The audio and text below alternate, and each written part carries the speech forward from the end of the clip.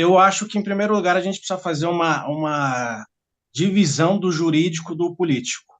A questão jurídica é muito evidente, as provas nos autos, a legislação e a jurisprudência demonstram que houve um excesso de gastos, tanto na pré-campanha realizada pelo Podemos, tanto na pré-campanha realizada pelo União Brasil.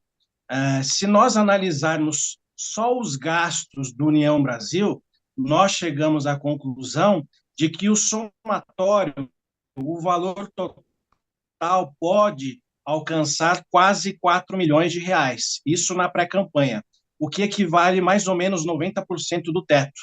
E já há uma jurisprudência consolidada sobre o tema. Eu vejo muito a defesa se apegar à questão legal, dizendo que não existe regulamentação. Só que, com todo o respeito, se esquecem de que existe uma jurisprudência consolidada, e não é só da juíza Selma, existe uma jurisprudência consolidada de décadas que prevê, de alguma forma, uma regulamentação sobre gastos em pré-campanha. A jurisprudência, em geral, considera que todo gasto por volta acima de 10 ou 15%, varia um pouco, na pré-campanha já se considera abuso do poder econômico. Aqui, no caso de Moro, só no União Brasil a gente pode alcançar até 90%. Se nós somarmos, no entanto, os gastos União Brasil e Podemos, a média pode ser superior a 400% dos investimentos realizados pelos 10 candidatos no Senado do Paraná. Inclusive, o Ministério Público Eleitoral se manifestou favoravelmente à nossa tese, a tese criada pelo PL, no sentido do abuso do poder econômico. Na imprensa se ventila muito esse pilar, abuso do poder econômico, mas é importante ressaltar que existem outras questões também que estão sendo discutidas nos autos, como, por exemplo, o abuso do poder político. Houve inserções de Sérgio Moro na televisão, e nessas inserções houve um claro desvio de conteúdo programático partidário para um desvio com o objetivo de alavancamento de sua imagem como um potencial candidato. Doutor Guilherme, Então, sob o todos senhor os fala ângulos, que a imprensa se concentra na acusação de abuso de poder econômico, mas me parece que não é o caso de a imprensa se concentrar nisso. O Ministério Público é que se concentrou nisso e, pelo que sei, ele avalizou esta acusação. As demais, ele não incorporou a peça que encaminhou ao TRE, não é isso? isso mesmo. Na verdade, quando eu digo a imprensa, que não foi muito ventilada a questão do abuso do poder dos meios de comunicação social. Mas aí o senhor O acha, só Ministério para fazer Público, o papel de advogado-diabo, o senhor acha que o TRE, os magistrados do TRE, levarão em conta algo que não foi, não consta da peça acusatória do Ministério Público? eu acho que principalmente o relator deve levar em consideração o que foi apontado pelo Ministério Público, só que a nossa acusação ela é mais ampla. Então, nós acreditamos que o voto do relator hoje deve ser denso, extenso, com muitas folhas e favoravelmente à cassação, não só sob a ótica do abuso do poder econômico, mas dos meios de comunicação.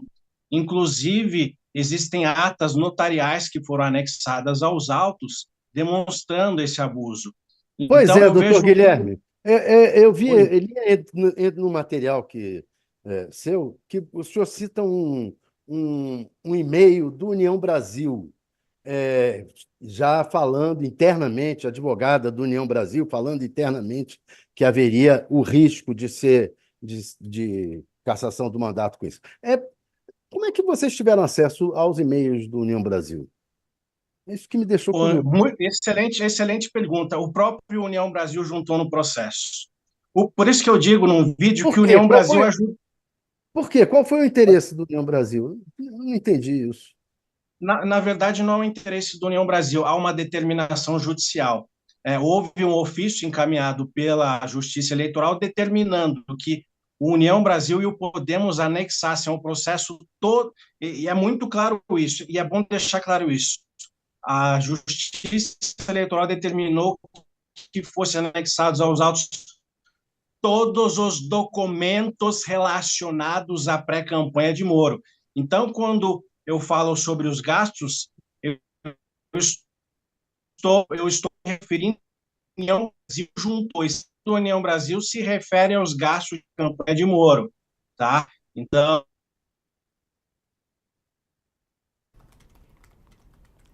A gente está com um probleminha aí na ligação, agora ele está falando até, infelizmente, está falando acelerado, não dá para ouvir. Deu um problema aqui, Thales. Não estamos ouvindo, caiu o Estou seu falando som. para ele que não estamos É, ouvindo. a gente não está te ouvindo. O senhor está me ouvindo ainda, doutor Guilherme? Caiu a ligação, a gente estava com uma dificuldade com a conexão com ele. Curioso, né? Boa essa. Você levantou aí uma questão boa, né, Thales? Porque eles estão usando os documentos do União Brasil contra o próprio Sérgio Moro, né? Tá. meu, Ele está entrando aí. Ele tá entrando, mas vai falando enquanto isso, Thales, a gente tá arrumando ele, vamos ver. É curioso, eu fiquei impressionado porque há uma conjugação de partidos, todos eles contra o Moro. Eu não morro de amores pelo Moro, eu acho até que o Moro abusou da justiça, em geral. Mas está uma conjugação de partidos, e eu quero entender por que está essa conjugação de forças contra o Moro nesse momento, do ponto de vista político, já que ele foi aliado desses todos, até aqui no Congresso era tratado como um aliado. A impressão que eu tenho é que é um interesse eleitoral muito específico ali do Paraná de tomar essa vaga e botar para ou o PT quer a Gleisi, o PL quer colocar talvez a Michele, né? O União Brasil é o Centrão se juntando com ele, não sei aonde ele está querendo chegar nessa história. E é isso que eu queria perguntar ao doutor. Olá, me ouvem? Sim. O senhor poderia repetir a pergunta para mim, por favor, que eu não ouvi? Eu não entendi qual é o interesse do União Brasil nessa história. Por que está essa reunião de partidos? O senhor citou um e-mail interno do União Brasil, da advogada do União Brasil, falando que havia risco de um processo em função desses gastos na pré-campanha. Eu queria saber o interesse do União Brasil nessa história. Bem, eu represento o PL, eu não poderia falar sobre a União Brasil, mas se você analisar o contexto, a advogada do partido enviou um e-mail aos envolvidos no controle dos contratos, alertando que poderia configurar uma campanha antecipada. Então, me parece que eles estavam preocupados com o que vinha acontecendo. Foi apenas pelo que se contextualiza ali um alerta dela. Só que esses gastos individualizados continuaram... Mas como é que esse e-mail chegou a vocês? Então, foi até o que eu disse agora há pouco. O União Brasil juntou no processo a pedido da Justiça Eleitoral. E aí Esse e-mail está no processo. Aí vocês tiveram acesso. Doutor Guilherme, a nossa conexão não está muito boa, eu queria só aproveitar para lhe perguntar. O senhor acha que Moro vai ser cassado? Quer dizer, o senhor, até pela sua experiência em justiça eleitoral, o senhor que está acompanhando esse processo, acha que é uma causa ganha, por exemplo, pelo senhor? Fácil? Vai ser ganha fácil pelo senhor, não? Eu não posso dizer que vai ser um ganho fácil, mas... se o TRE não cassar, o TRE vai estar descumprindo uma jurisprudência do TSE. Agora, doutor Guilherme, o senhor fala em jurisprudência, né? De fato, há decisões do TSE sobre gastos de campanha, e a decisão mais notória, que é inclusive mencionada pelo Ministério Público, pelos senhores também, é o caso da ex-juíza Selma Arruda, né? Que era a Moro de Saias, que realizou gastos na pré-campanha e que teve o mandato cassado por conta disso, né? A defesa do Sérgio Moro enviou lá memoriais aos magistrados que vão julgá-lo, fazendo uma distinção entre o caso dele e o caso da juíza Selma. Eu queria saber se o senhor acha que essa distinção faz algum sentido. A alegação é de que, no caso da juíza Selma, são verbas privadas. Ela contratou lá, fez despesas de campanha com verbas coletadas privadamente. E no caso dele, são verbas eleitorais, verbas do fundo partidário, O senhor acha que essa distinção pode ser levada em conta em favor do Moro? Ou tanto faz se é dinheiro público ou privado, o que interessa é o gasto feito em hora imprópria? Foi o que você acabou de dizer. Pouco importa se o gasto é proveniente do fundo partidário ou de recurso privado, porque houve um excesso de gastos. O fiel da balança é essa questão do excesso de gastos, e também está caracterizado um gasto tipicamente eleitoral na pré-campanha de Moro, que também foi o que aconteceu no caso da juíza Selma. Então, é claro que a defesa vai querer refutar, mas os elementos dos autos são totalmente contrários ao que a defesa fala, com todo respeito, mas nós acreditamos que haverá essa cassação. É o que eu disse, se o TRE não cassar, o TRE vai estar descumprindo uma decisão do TSE que já aconteceu há alguns anos e já vem acontecendo há algum tempo. Essa questão do abuso de pré-campanha, que muitos falam que é nova, não é verdade. Existem decisões do TSE de pré-campanha antes da juíza Selma. Eu cheguei até a pesquisar a jurisprudência do TRE do Paraná e eu não encontrei nada de referente a abuso em pré-campanha. Então, me parece que é a primeira vez que o TRE vai analisar um caso nesse sentido. É a primeira vez que o TRE vai analisar.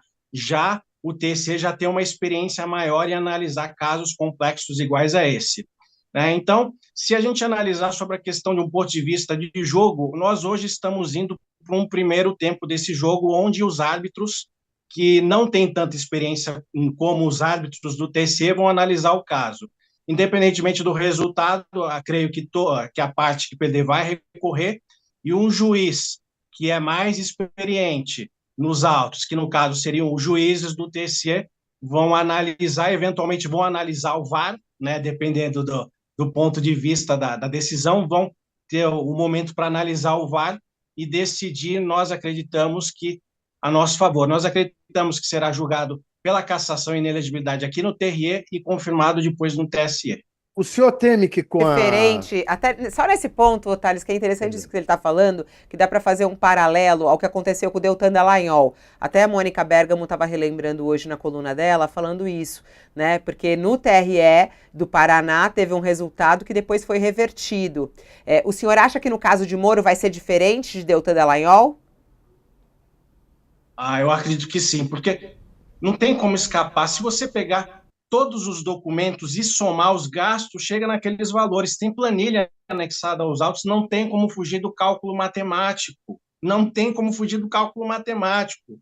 Tá? Então, se analisar os documentos dos autos, vai caçar. A gente acredita que vai caçar aqui no TRE. A gente tem convicção de que vai caçar aqui.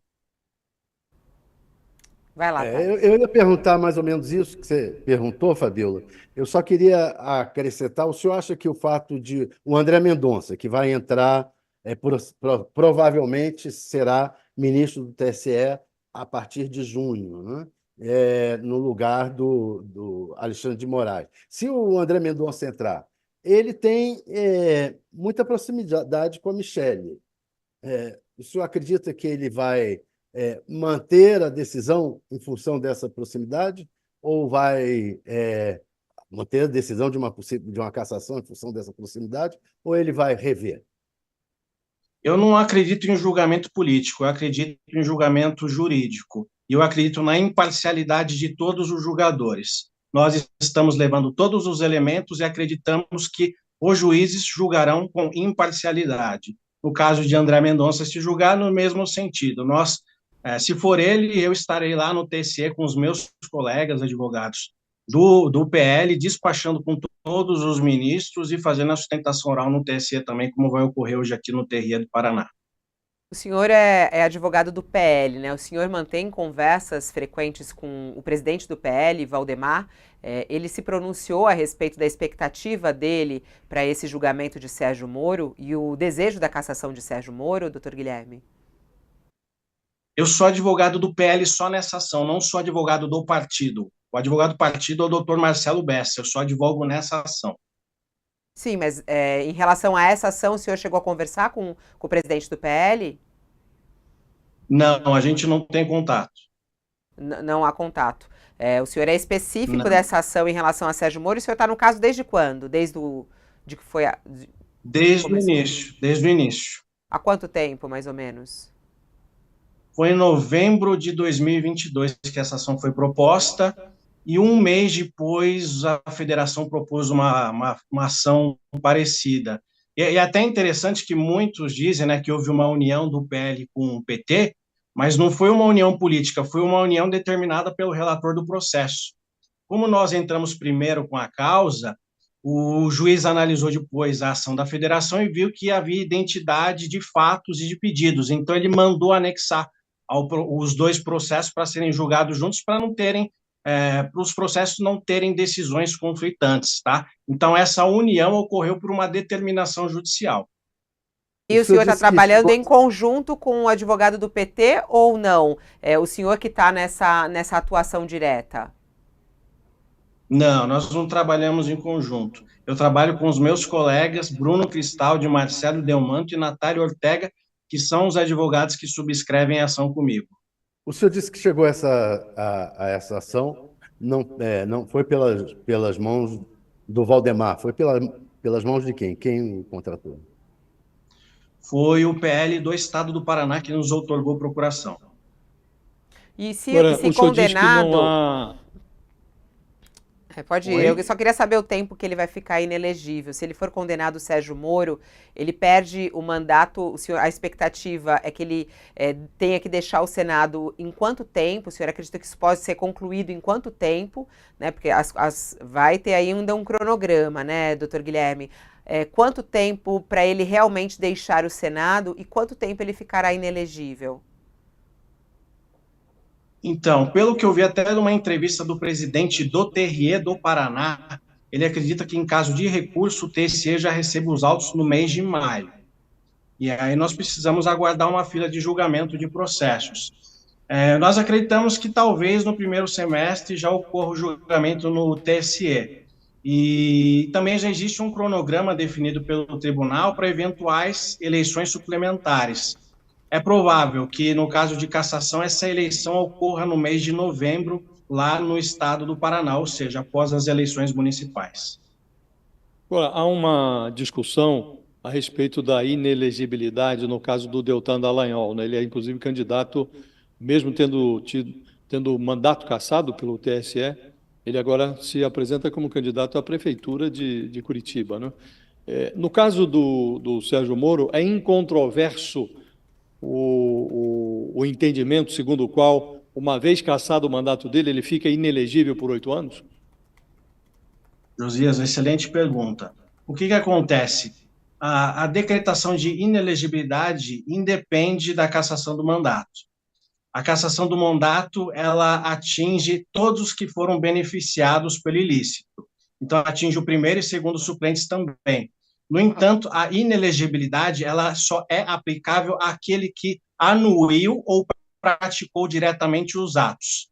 Segundo o Ministério Público, quem praticou o ato ilegal foi Sérgio Moro e o primeiro suplente, Luiz Felipe Cunha.